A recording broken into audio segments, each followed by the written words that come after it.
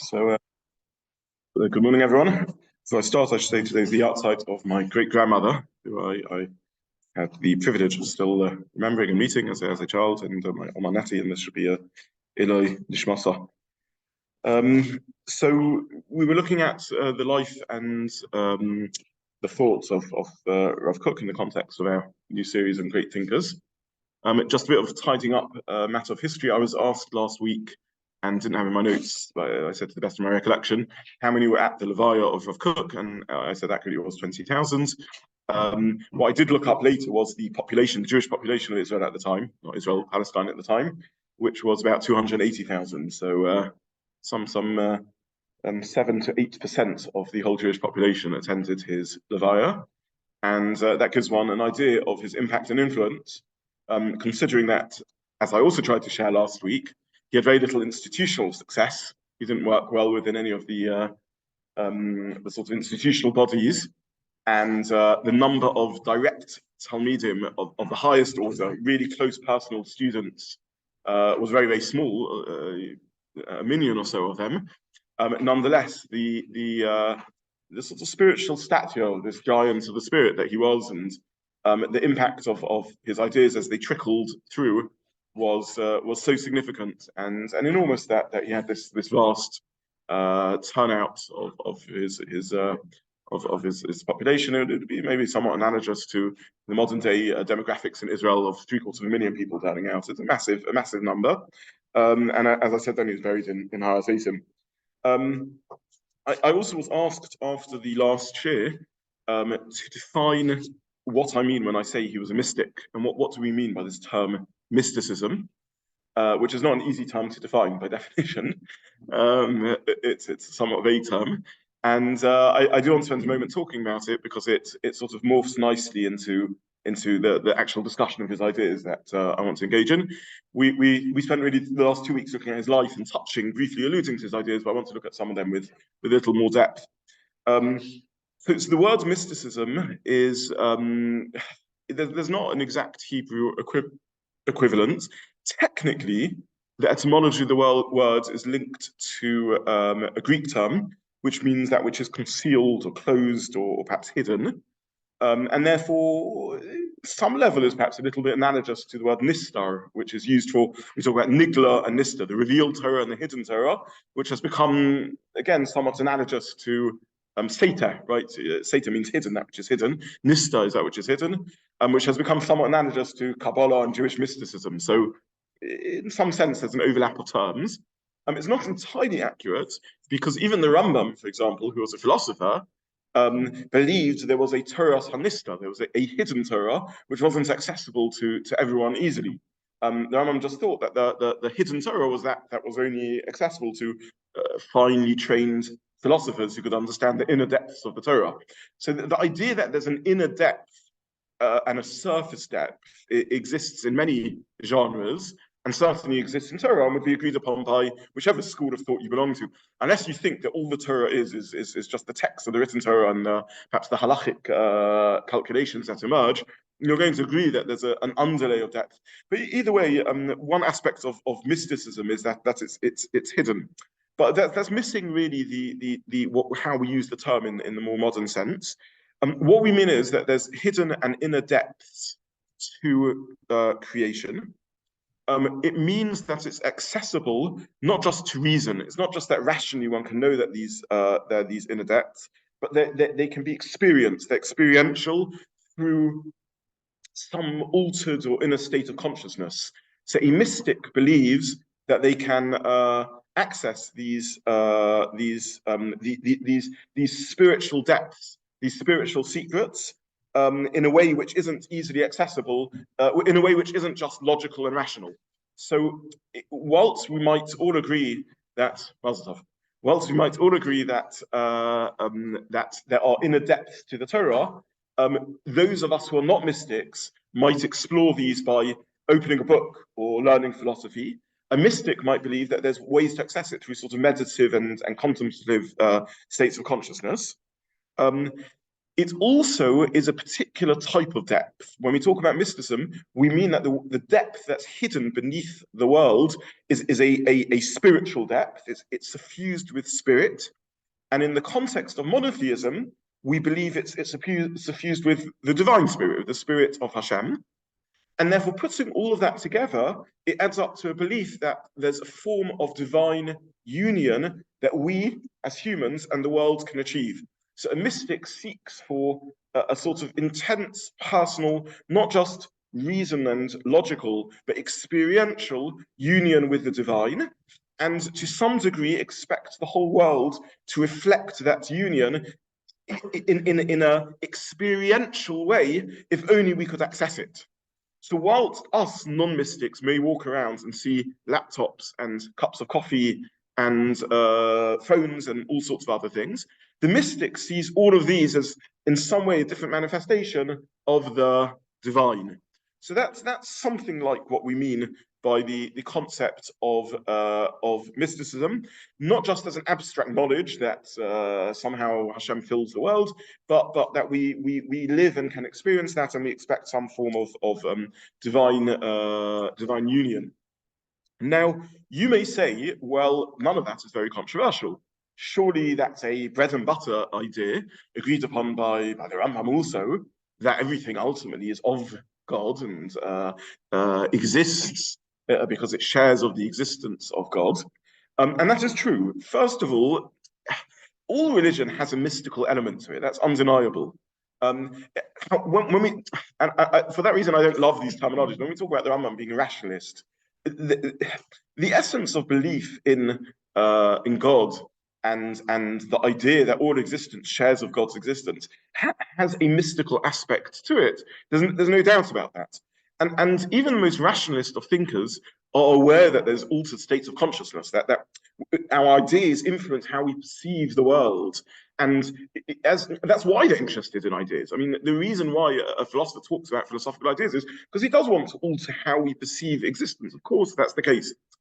But the mystic takes this to a more significant degree.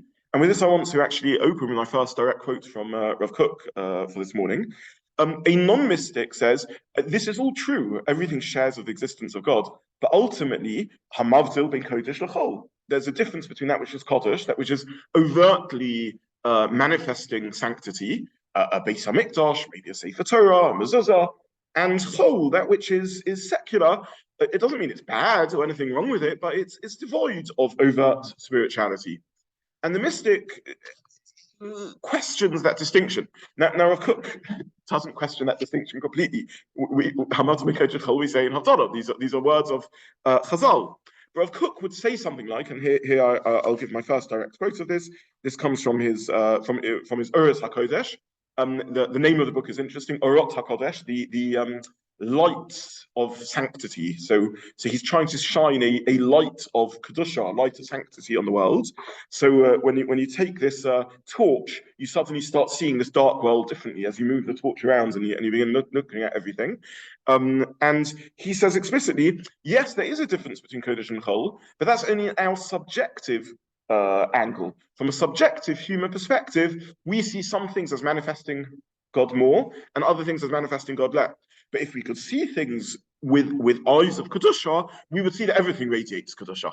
We would see that everything radiates sanctity. So this is what I was trying to say last week, that Rav Kook lives in a world suffused with the divine. It's just radiating kedusha, and everything he sees, I would say he looks for the kedusha within it, but he doesn't look for the kedusha within it. He sees the kedusha within it. He sees everything burning brightly with the flame of sanctity, and that's his very beauty. That's why people find him so inspiring, and this is also why people worry about his naivety. Because when you begin talking about human decisions, again, one point where the non-mystic differs with the mystic is they say, okay, this is all true. Of course, we live in a God's created universe, but there is kodesh and chol. There's also tov and ra. There's good and evil, and humans make decisions. And it's very nice looking at every human and saying, what a wonderful vessel of divine light and sanctity. But unfortunately, they're humans that do very rotten things. And Rav Kook He knows that's true, but even in that, he sees as much as possible the Kedusha that radiates out of people.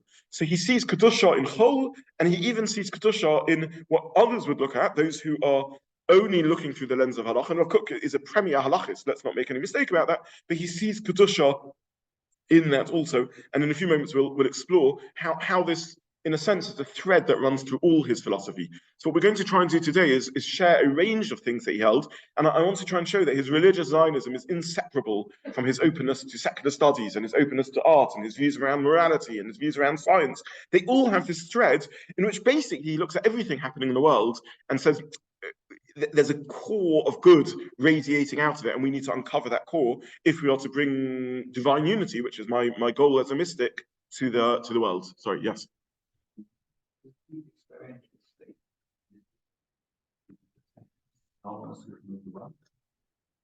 Very, very nice question for those online. Is the mystical state synonymous with the Nevuah? Certainly, Nevuah is the highest state of mystical experiences. There may be lower states of mystical experience, but Rav Kook believes that with the return to Zion, there's the stirrings of the messianic light, and along with that is a hope for a return to Nevuah. Yes. So he begins seeing the aspects of Rav Kook's thought which begin seeing a return to biblical language and the Hebrew that he writes, which is veering away from rabbinic language, which is heavily influenced by Aramaic, and amongst East European Jews is heavily influenced by Yiddish and European tongue. His whole use of poetry and metaphor. Let's ask ourselves a question. I mean, when we learn Shulchan Aruch, it reads like a very different text to Yeshaya or Yirmiyah. Why is that?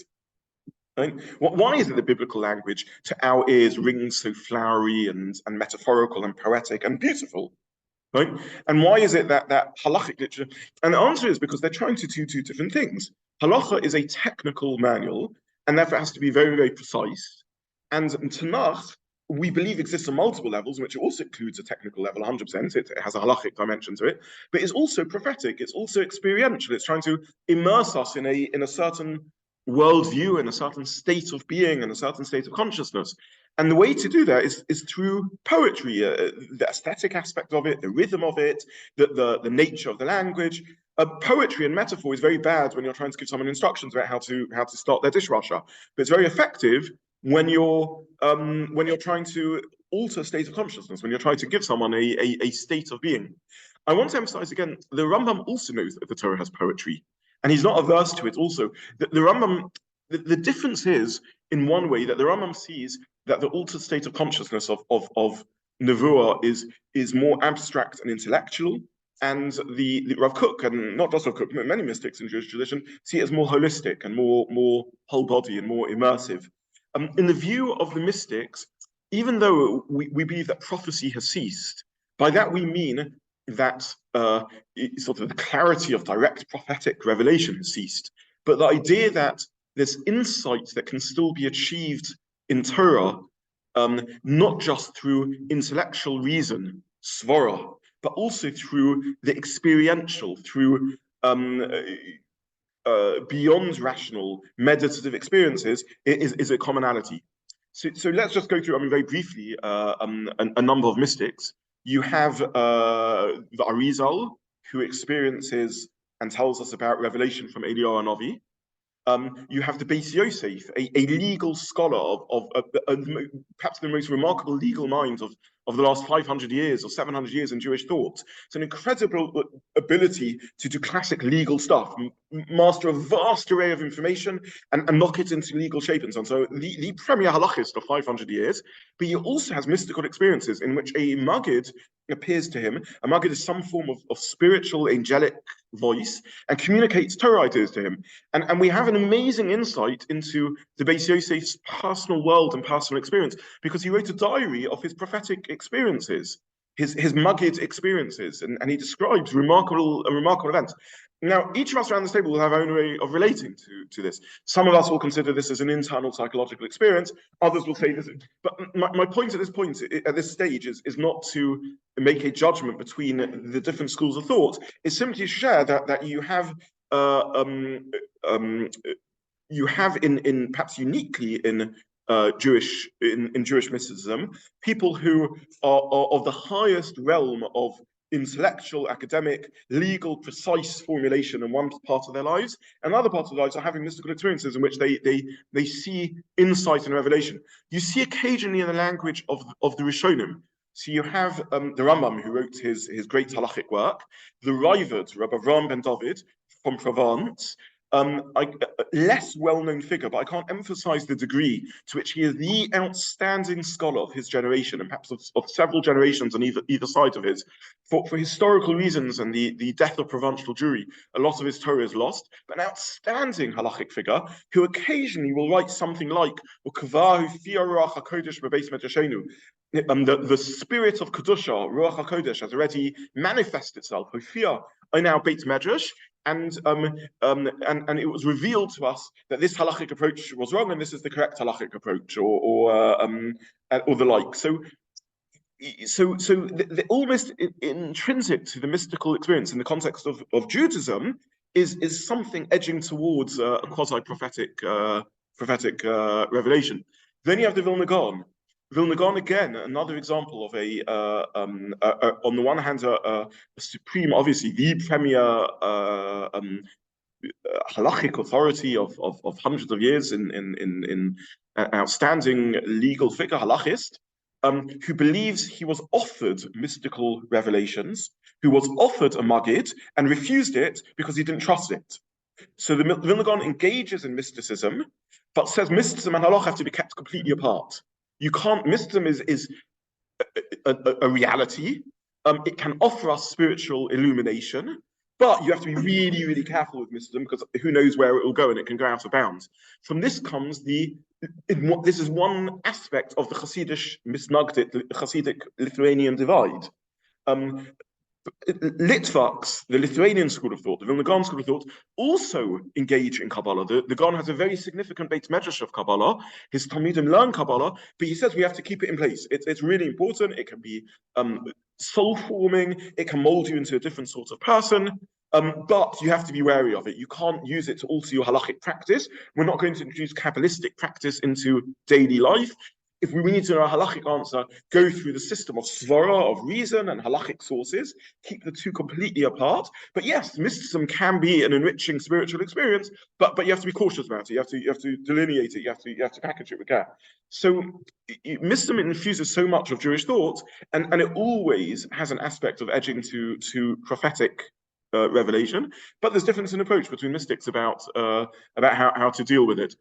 What I would say is that in the non-Hasidic Ashkenazi world, there's a profound suspicion of mystical claims if someone can't back it up with reason.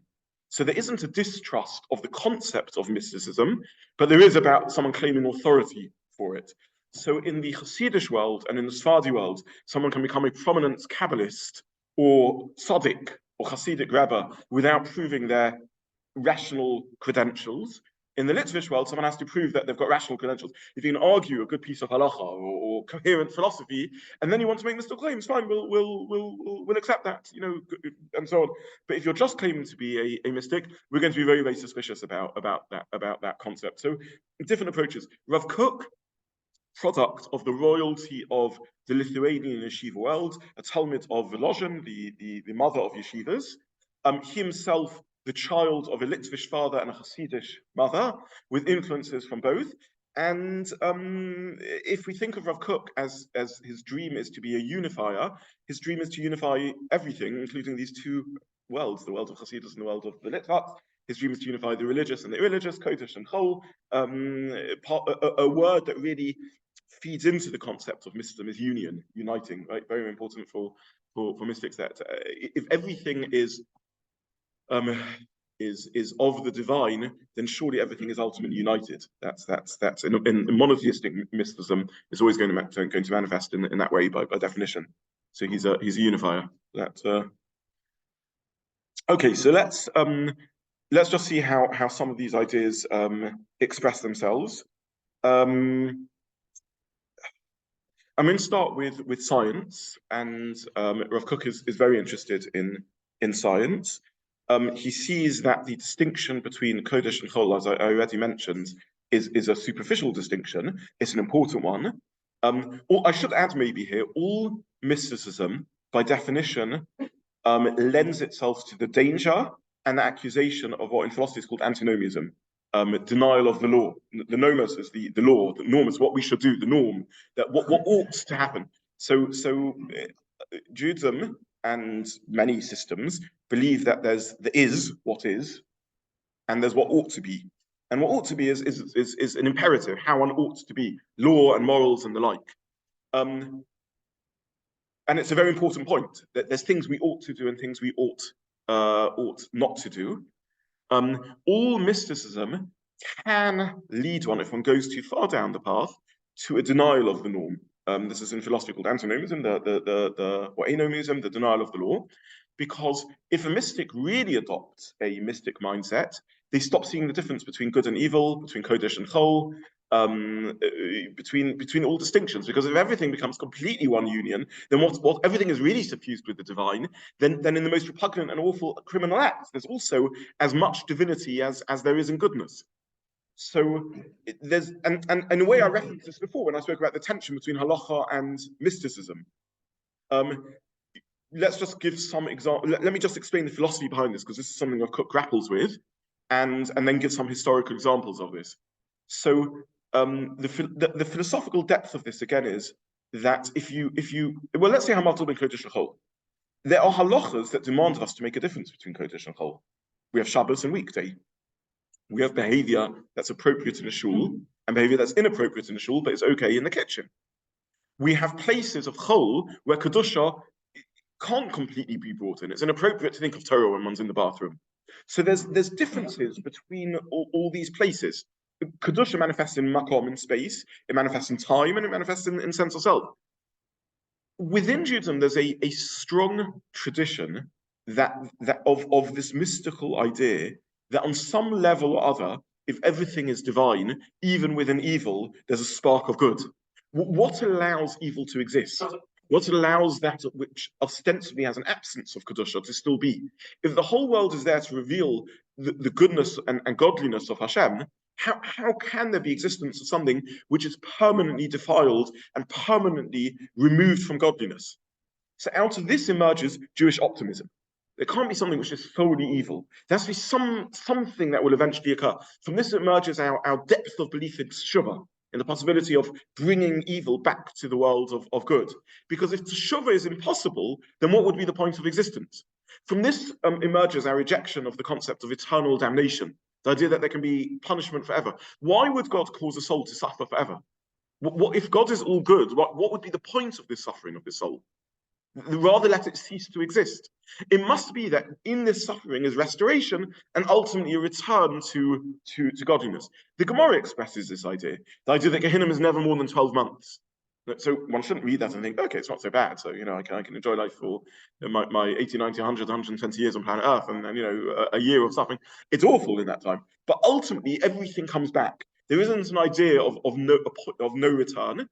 We express this as we're learning the Parshas of Shemos now, that Hashem doesn't let the Jewish people fall to Shah Hanun, to the 50th gate of impurity, where there's no repair and no return. So all Jewish thought has, if we see everything as suffused with unity, it always has to address the problem of evil, right? Monotheism has a problem with evil and has to say something on it. Mysticism can take that to a stage further and begin blurring the distinction between the boundaries. In my own experience, I think I don't know if I've shared this. A proponent of a certain Hasidus, I'll mention this actually because Chabad perhaps deals with this more extensively than other mystical movements, and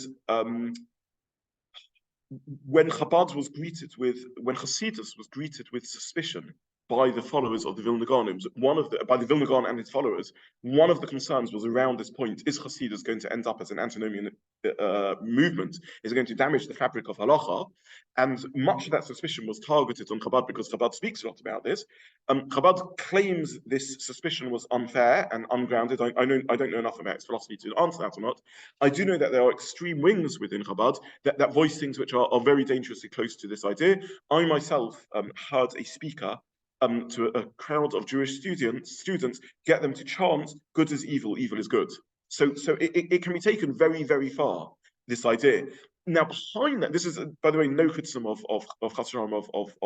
movements of Chabad. I'm simply saying that those who engage in Mishnah always have a danger of taking these ideas too far. And antinomianism was a suspicion that the opponents of Hasidus had against Hasidus, and it remains a matter of debate whether there was any truth to it or not. And I'm not going to go into this. But this is a danger within mysticism and something that Rav Kook grapples with in as to how. Sorry, you. A concrete example of this coming out of Eve is the ancestry of the Mashiach on both sides. Questionable relations. Yes. The questionable relationships, the idea that Mashiach is born on Tisha B'Av, the lightening of the atmosphere on Tisha B'Av. There's so much that in Judaism that tries to blend and intertwine the positive. The Manishtana question on Seder night, is the night a positive night or Avdus and Chiyus? And so much of Seder night is about blurring the two, and somehow they're interconnected. It's an idea that's there in anything Jewish has an element of mysticism to it. Again, I just want to emphasize, because I don't want to be misunderstood here, that there's no criticism intended in mysticism or in Chabad of this. It's simply that if you're a Litvak, your danger will be to veer towards halachic detail and lose sight of the spiritual and holiness that suffuses everything we do. It doesn't mean that a balanced Litvak does, but that will be your danger to drift off that way. If you're a mystic, your danger can be to drift off that way. In the middle, hopefully, you should meet a balanced mystic and a balanced rationalist and actually not find that they disagree over too much. But there will still be a difference of emphasis. And that's the only point I was trying to bring out in this story, that there are dangers inherent in mysticism, dangers that certainly the opponents of Hasidus threw at them. Going back a bit further, and I do want to do a proper series on the amazing and fascinating figure of Shabbos Tzvi. I renamed my series Jewish Thinkers rather than Great Jewish Thinkers, because I wanted to include figures who are not great but certainly influential. Shabbos Tzvi, who was a mystic gone bad, according to everyone, in a very real way, but possibly not a complete fraud, in the sense of he may have believed what he was saying and he may have had genuine mystical insight and experiences in some way.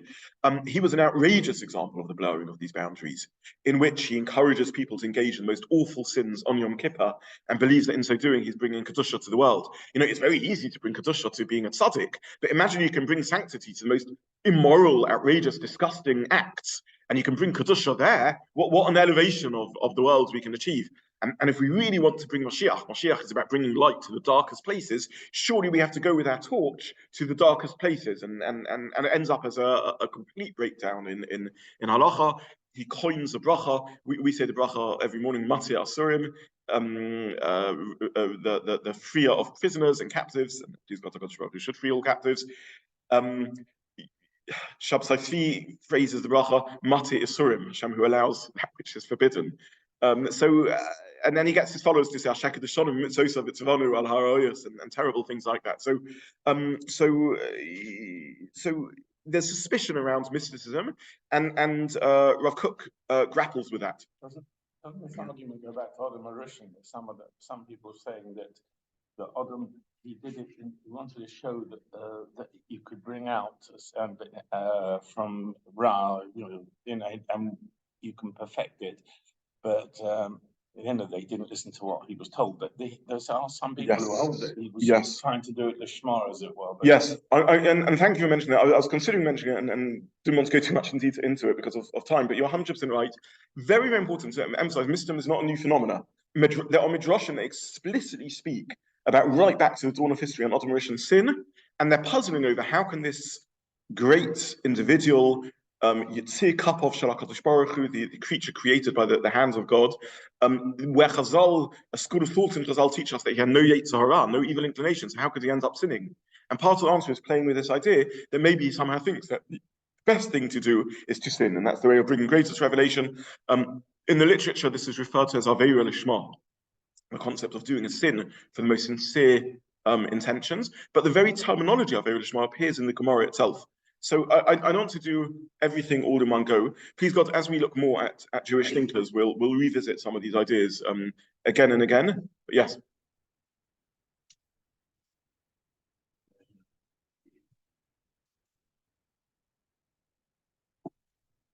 we'll look at that when we deal with Shabtai. Yeah, yeah.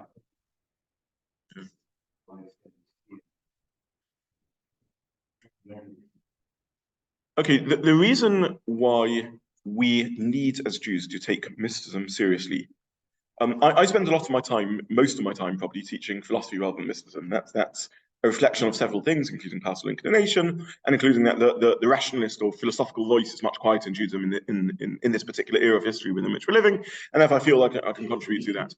I don't think anyone, again, I've said before, I'm often asked, so do you side with Arizal or the Rambam? And I think that's almost a meaningless question. They're both towering figures of Jewish thought, and like Zobin plus Arizal or Zobin plus Rambam is a joke. But I do feel very, very strongly that anyone who takes Yiddishkeit seriously should not and cannot rule out either camp. You can be as mystically inclined as you want, but you need to recognize that towering figures were philosophers and rationalists and did not engage or believe significant mysticism. And you can be as rationalist as you want, and you need to recognize that towering figures engaged in mysticism. And the idea that mysticism is something that can be ruled out of Judaism is simply not historically accurate and not fair. You can't take, if mystics were only some unknown figure in a cave who as in some faiths is the case. Okay, so you can take it or leave it, but mysticisms are some from the most towering figures in every realm of Jewish thought. You can't have a Judaism in which a whole dimension of Rabbi Yosef Karo's life is ruled out or put down to mental illness or to disorder, where a whole dimension of the Vilna Gaon's thought is ruled out. So much of Jewish thought and discourse has emerged from mystical insight and from Jewish mystics. The Arizal, who is the greatest in terms of influence, at least Kabbalist of all time, and certainly of the last sort of millennia, was the co-author of the Shittim Mekubetzes with his uncle Rebbe Tzalel Ashkenazi on some Masechtas. Shittim Mekubetzes is one of the literal translation of Shittim Mekubetzes is gathered opinions. It's one of the greatest collations of all times of halachic rulings and reasoning.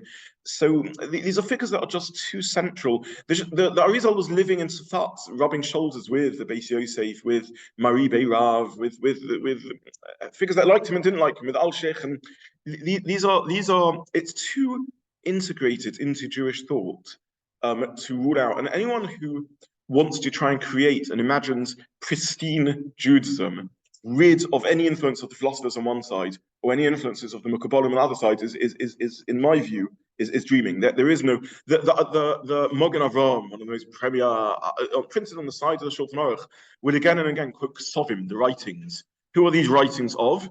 These are the writings of the Arizal, the Yekers who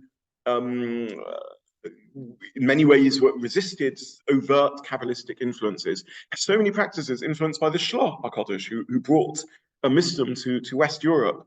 So I think one has to be very careful around that. Yeah.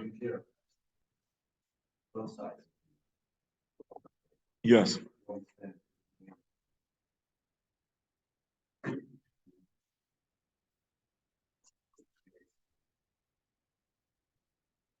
Okay, so now that fine, so now there's a deeper question, which is, to what degree do great thinkers' thoughts reflect their mindset, their personality, their disposition, their natural way of thinking? And the answer is enormously. There's a lot of debate in history, and this is way beyond my pay grade, about the balance between the influences of the time and the zeitgeist, the sort of cultural backgrounds and contexts within which people are operating, and the natural mindset of people and so on. What makes a great thinker into a great thinker? I tried, one of the reasons I called it the life and times of Jewish thinkers, the thoughts, I think I called it the thoughts, life and times of Jewish thinkers, is to try and address that a little bit, to try and occasionally offer, to the best of my very limited ability, a little bit of influence around the times within which they lived and their life experiences. I mentioned that Rav Kook is the product of a union between a Litvak and a Chassid and so on. But it's very hard when you're dealing with anyone, and certainly a great person, to really isolate and identify what aspect of them is nature, what's nurture, what's about their background, what's about their culture. Very hard to answer that question. All I would say is that I think that the two extremes are easy to rule out. If we think that important thinkers exist in a bubble and a vacuum and are not somewhat within the context of the times within which they operate, then we're naive. And if we think that emunah in Torah means that we think that Rav and Abaye, Beis Shammai and Beis Hillel are not operating within a certain context, and we can only be true to Torah Hashem Tamima, to belief in the perfection and above time nature of Torah, if we think that the proponents of Torah Sheba'al Peh were not products of their time, then that's ridiculous. Of course they are influenced by the surroundings within which they operate. If you go to the opposite extreme and you think that a great thinker can be completely historicized and is merely a product of their time, then you're missing what it means to be a great thinker. The whole point of a great thinker, because they're saying something original and interesting. You're not just reflecting what's going on at the time. And if we believe that thought can touch to a greater or lesser degree on truth and reveal genuine insight, then it can't be solely a product of time. There has to be something which is above time, a truth that which is beyond the circumstances within which they live. And we believe the human mind can touch that. So we hover somewhere between the two extremes. On one extreme is a recognition that people are products of their nature, their nurture, the way their minds naturally work, the historical circumstance. And on the other hand, to be a great thinker is to be able to say something that's original and interesting and different to all of that. And that's what it means to believe in freedom of spirit and bechira and the like. And I think I think beyond that, I don't have an ability to isolate and determine to weigh up the competing influences on people. But yeah, I assume to some degree the how people approach this question is also reflective of their personalities and their influences on them. So either way, sorry, yes. I'd like to suggest that you need Jews to cover that whole range of background, because Jews don't cover it. Yes, yes. So and sorry, your point is you need Jewish people. You need to have who are all different backgrounds. In order for us to have a yes. So the degree that Judaism needs to speak to all Jews, and hopefully out of all Jews emerges Jewish thinkers, great Jewish thinkers, great Jewish people. Then there's going to be a range of backgrounds, 100%. Yeah, absolutely. And Orthodoxy does not mean an inability to deal with a range of perspectives, albeit there are boundaries beyond which we're speaking about one boundary now, antinomianism, right? If you're going to rule out halacha out of a thing, then that will go beyond the pale of halachic Judaism. So these are I guess, just to summarize the last discussion, since we've gone quite far down the path of speaking about Mitzvah, we've spoken about Mitzvah as clearly being an authentic Jewish voice. It's too interwoven into the fabric of so much of Yiddishkeit. Mitzvah is the belief that one can access depths, hidden depths, in a manner, in an experiential manner, in a holistic manner, in an altered state of consciousness manner, beyond merely reasoning and articulated logic. It's the belief that there are those layers of hidden depth. It's a belief that layer of hidden depth is a divine light and energy that suffuses everything. It's a belief in the unity of the ultimate unity of everything. And it's if it's to be halachic Judaism, it's the belief that nonetheless this can be balanced with halachic distinction and a recognition that we operate on two planes. On the deepest possible level, Rav Kook phrases this as in the Kodesh HaKadoshim, there's no difference between Kodesh and Chol. But we need to operate most of the time on a more superficial level in which we see Hamatil Ben Kodesh L'Chol. And I'll finish with this for today, because we're sort of running out of time to go too much in depth into the particulars of Rav Kook's thought, just to show how this is the thread that lies behind everything Rav Kook says. So everyone else looks at youthful pioneers who are revolutionaries, who are throwing out everything that's old in their desire to build a new society, and they're going to march to the land of Israel and create a new society in Zion, in which we're going to be farmers and pioneers again, and so on. And tragically included in that revolutionary spirit is the throwing out of God and Torah and tradition. And everyone else looks at these people, even and this is what's unique about Rav Kook, even religious Zionists look on these individuals and say, we don't mean this. So you have anti-Zionists and those who don't agree with Zionism, who see the whole of the Zionist movement as tarred by the secularist wing of it and the anti-religious element of it. And they say, let's just stay clear completely of this project, or for many other reasons, they're skeptical about it. But even the great religious Zionist leaders are saying, yeah, but we don't mean that. And Rav Kook is saying, I wish we could bring them back to Halach and Torah, of course, but I even mean that. I see in them these wonderful, precious neshamas glowing with light.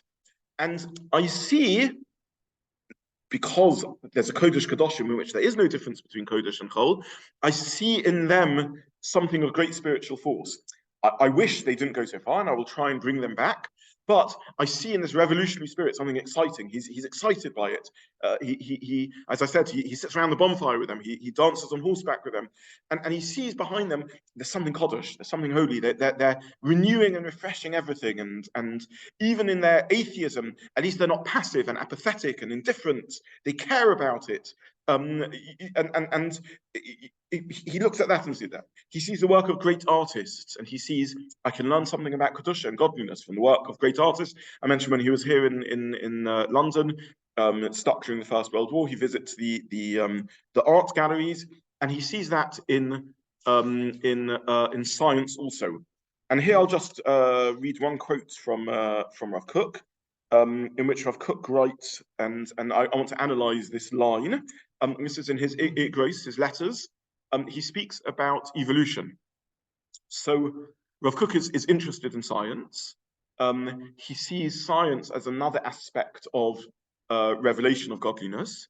In that sense, he's very akin to many other Jewish thinkers. Some thinkers are suspicious of science. This is human research. We don't need science. We have a top-down revelation of Hashem. We don't need us humans to sort of scurry around trying to learn the world and reveal truths from that. But many thinkers don't think like that. The Rambam thinks that there's two sources to Avas Hashem. There's Torah, but there's also appreciation of the natural world. So here Rav Kook belongs to a very old tradition. He's interested in science. He thinks it can reveal truths. But now science is beginning to reveal truths which are problematic and worrying, perhaps, to the believer. And he's commenting now on evolution. Evolution has a number of it creates a number of problems for us as Jews. It seems to posit a much older universe than the simplest reading of the Tanakh of Torah seems to say. And it doesn't seem to be fitting in with the psukim that say that Hashem says, let there be, and there is. Hashem says, let there be life, let there be fish, and there are fish, let there be life, and let there be animals, and there are animals, let there be a human, and there is Adam. So there's a number of layers of problems. We're not going to go now into how one can or cannot approach the psukim. I've given a series before on evolution. I don't think on the Sunday morning, did we do it on Sunday morning, but certainly in another setting, the recordings I can share. We're not going into those problems, but then there's a philosophical problem around all of this. Is this really how God operates?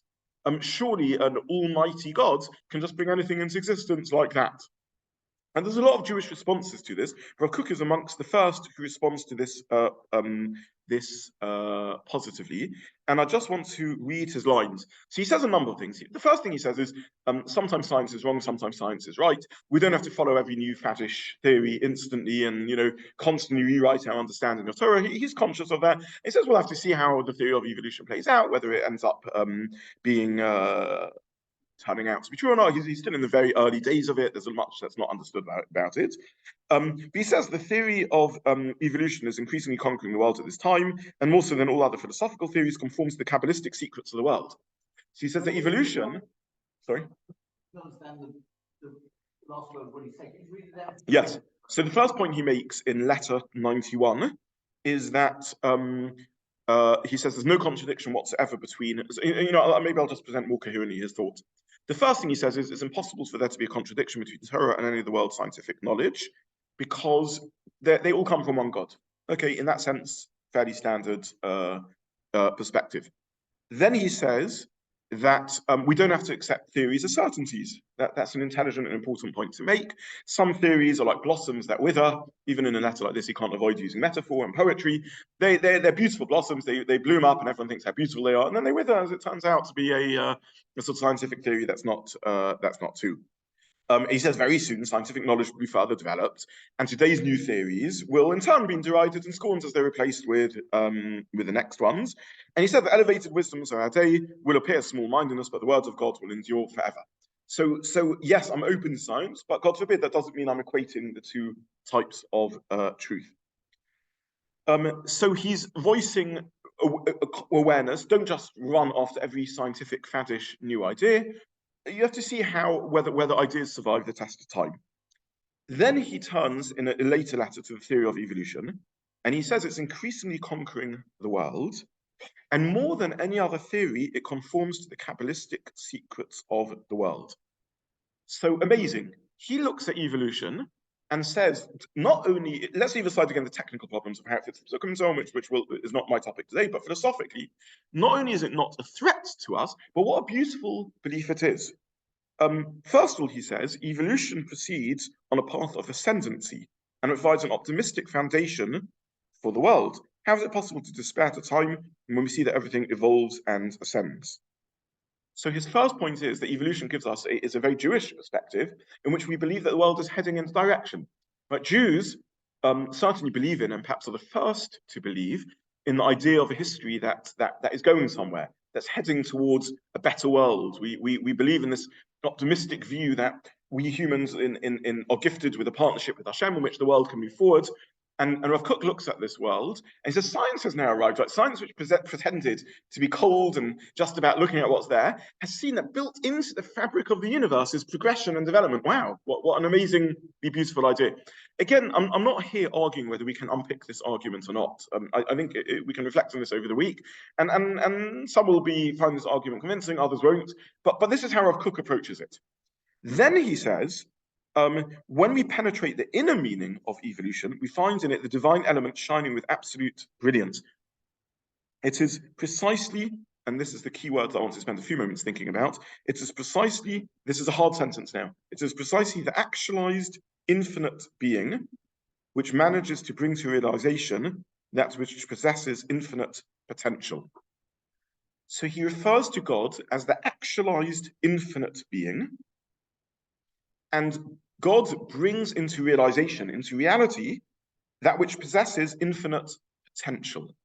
So here he's giving us a different way of looking at God and a different way of looking at the world. We have a world which seems to be finite, limited, disparate, ununified, lacking unity, and we have God which is infinite and unified. How do the two connect? This is the primary problem of really all Jewish philosophy in many ways, right? How does an infinite God connect with a finite universe? And the answer is that God is actualized infinity. He's above time and space and beyond. Infinite doesn't mean lots and lots and lots. It doesn't mean 1, 2, 3, 4 going on forever. That's a lower form of infinity. There's a higher form of infinity, which means above finite, above any boundaries, above time and space, above any delineation. The world we live in, true, it looks like it's finite. It is finite. That's what halacha is built on. That's what any classification is built on. That's what any boundaries are built on. Any delineation is that which is finite, is that which is limited. But it has infinite potential. Our mission, the vision we have of the world, is a world which achieves unity with the infinite and becomes infinite. So isn't this amazing that the actualized infinite being brings to realization that which has infinite potential? We look at a world that consisted just of raw material, and out of that raw material emerges life and ultimately spiritual life, humans which possess godliness within them.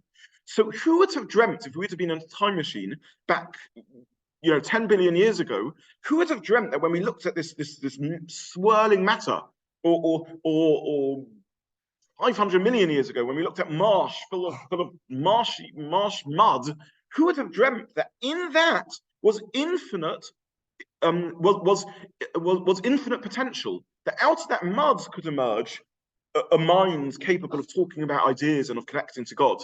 Isn't that more of a powerful vision than God just creating matter, and with this matter which is separate from godliness, God then puts spirituality into it? What a horrible model of existence, that there's mud, and into this mud God breathes spirituality. No, the mud contains within it the spark of the divine, or in his language, the spark of infinite potential. And we go through life, and in everything we see the infinite potential. God is the actualized infinite, and the physical world is also spiritual because it's the potential infinite that will become realized, that will become actualized. So when you look at a human being, when you look at mud, when you look at a being which is devoid of spirituality, ostensibly, this Zionist youth who's thrown out everything secular and is eating pork on Yom Kippur, God forbid, and doing everything else, I see in him potential infinity. And my job now is to mimic God and to actualize that potential infinity. So this is his reading of evolution. And this is such a profoundly moving and beautiful idea and spiritual idea. So I'm going to finish with that line. I was asked by someone to post some sources on thing. I don't know if everyone here is a member of the WhatsApp group. I don't want to bombard with emails and so on.